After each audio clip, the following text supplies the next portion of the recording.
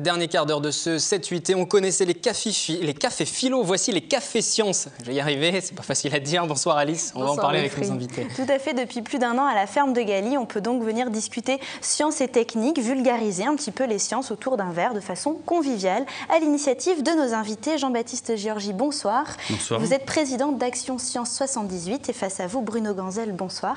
Vous êtes responsable de la communication à la ferme de Galie. Alors, une première question, comment est née cette initiative ? Eh bien, cette initiative est née au travers de l'association patrimoniale de la plaine de Versailles et du plateau des Alluets. C'est une grosse association qui regroupe 25 communes. Et à cette occasion, on est un certain nombre de profils à se rencontrer. Des agriculteurs, des élus, des entités, des associations. Et dans ce cadre-là, on a discuté effectivement avec les fermes de Galie et l'association Action Science 78 et on s'est dit, bon, on pourrait faire un café des sciences, sachant que nous, Action Science 78, évidemment, nous pratiquons des cafés des sciences depuis près de 15 ou 16 ans. Alors, prochain café, justement, ce sera demain à la ferme de Galie, à 20h30, 7e rendez-vous. Vous en avez déjà organisé 6. Est-ce qu'on peut faire un premier bilan, peut-être ? Le premier bilan est positif. Il a d'abord fallu lancer ce cycle.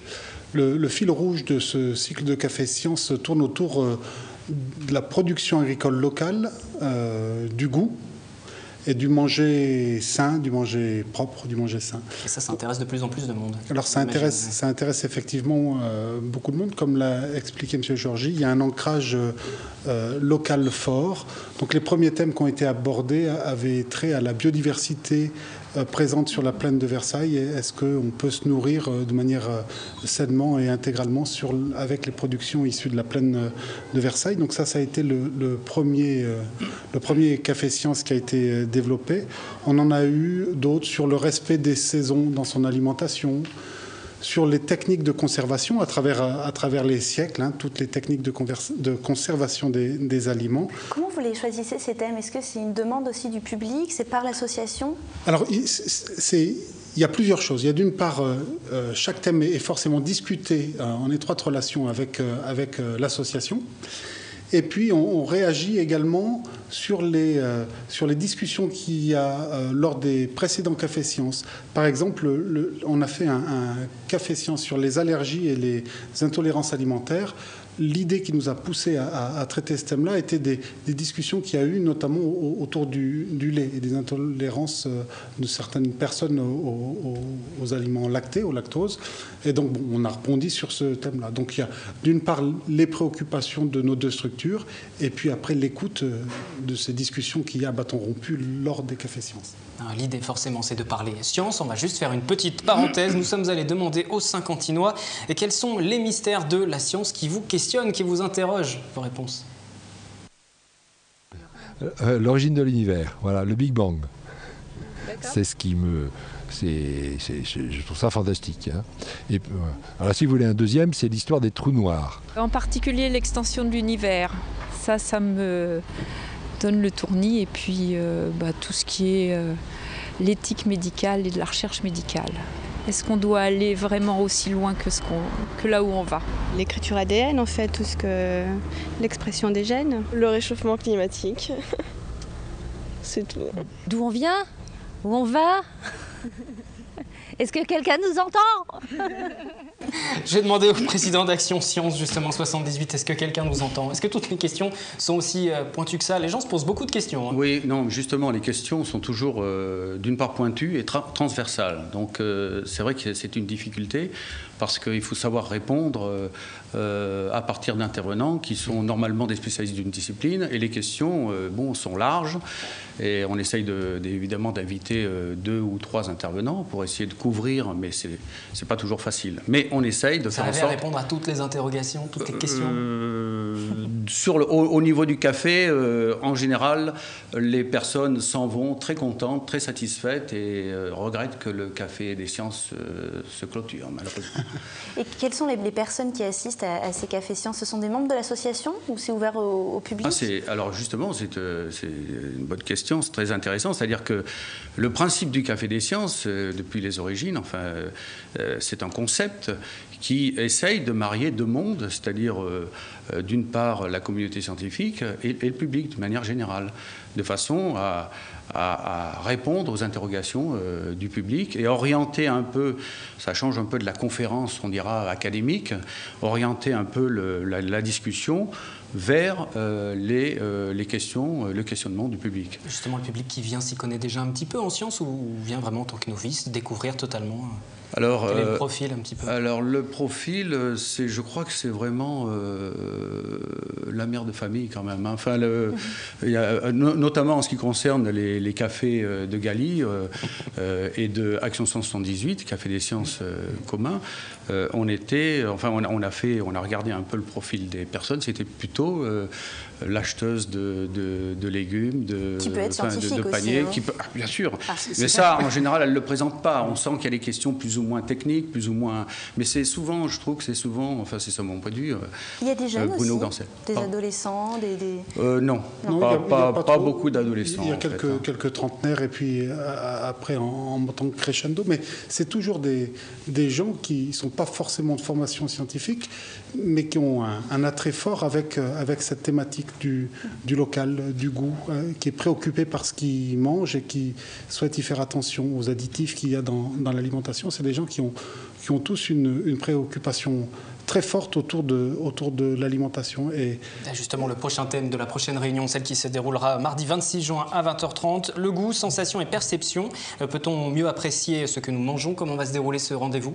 Alors, le déroulement d'un café science, il est toujours le même. Il y a dans un premier temps un mot d'accueil et où on reçoit l'intervenant, où on présente l'intervenant, les recherches qui mènent actuellement de manière très rapide, et puis la parole lui est donnée pendant 3/4 d'heure, 1 heure, pour faire son intervention sur le thème en question, le thème de la soirée. Et après, il y a un grand moment d'échange à bâton rompu avec la salle. Chacun va faire part de son vécu, des questions qui se posent, et l'intervenant va rebondir et va répondre de manière très concrète aux interrogations du public. Donc c'est pas un exposé scientifique pur et dur. Il y a cette partie-là, mais après il y a la place à une discussion très accessible et très ouverte et très libre avec la salle et puis la personne qui sait, le sachant. Et pour conclure, quelle actualité plus large pour votre association ?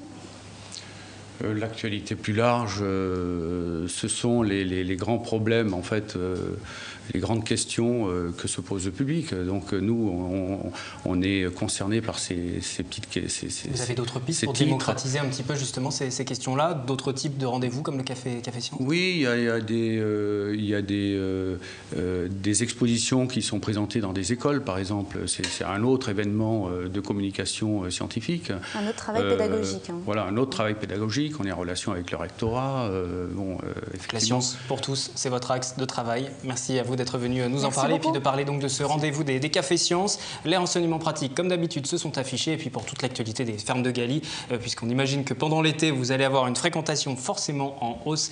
Tous les rendez-vous sont à retrouver sur votre site internet. Merci donc à tous les deux. Merci Alice. Merci. Demain, un nouveau décryptage. Auparavant, pour conclure cette édition du 7-8, le rappel des titres de ce soir. Des sujets qui seront également à retrouver dans l'actu. Le tout image de la rédaction à 20h30 et à 22h.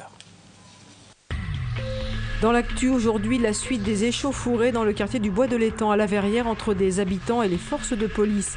7 personnes ont été blessées ce samedi, dont une enfant de 18 mois. Les résidents veulent créer un collectif. Parce que des échanges naissent la compréhension, des ateliers intergénérationnels sont proposés entre personnes âgées et collégiens. Ils ont travaillé ensemble autour de textes. Ce travail sur un semestre a donné lieu à une restitution à la Maison de la Poésie à Guyancourt. La revancharde 14e édition, c'était ce dimanche depuis la colline d'Elancourt. 140 participants étaient inscrits. La course VTT permettait de collecter des fonds au profit des orphelins des sapeurs-pompiers de Paris. Et puis, la fête de la musique à la batterie de Guyancourt ce samedi. Une fête placée sous le signe du rock.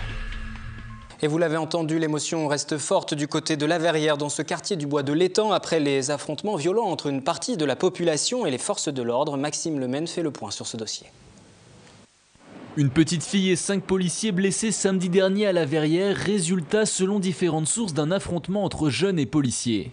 D'après les habitants du quartier rencontrés lundi matin, les forces de l'ordre auraient fait irruption dans un parc du quartier du Bois de l'Étang pour interpeller de façon musclée un jeune homme. La situation aurait rapidement dégénéré, conséquence toujours selon les habitants d'une succession d'abus de longue date de la part de certains policiers. À l'issue de la rixe, 7 personnes ont été interpellées et placées en garde à vue au commissariat de Guyancourt. Du côté des pouvoirs publics, Alain Hajaj, maire récemment élu, affirme en substance que l'intervention policière était disproportionnée au regard de la situation. Il compte sur la justice pour faire la lumière sur toute cette affaire afin de trouver des solutions pour apaiser les tensions. Le préfet a pris la décision de saisir la commission départementale de déontologie, qui est une commission indépendante, qui va permettre d'avoir un avis sur la manière dont les événements sont déclenchés. Il y a une enquête de l'IPGN qui va être déclenchée aussi, donc c'est aussi un élément important pour savoir. Et puis enfin, il y a la justice évidemment qui est saisie, d'abord sur les personnes qui ont été interpellées, puis après sur les éventuelles suites relatives aux 2 autres enquêtes que j'ai évoquées. Lassés par ces rapports conflictuels avec la police, des résidents ont décidé de s'organiser en collectif et de faire appel à un avocat. Objectif, mener l'affaire en justice pour faire entendre leur version de l'événement.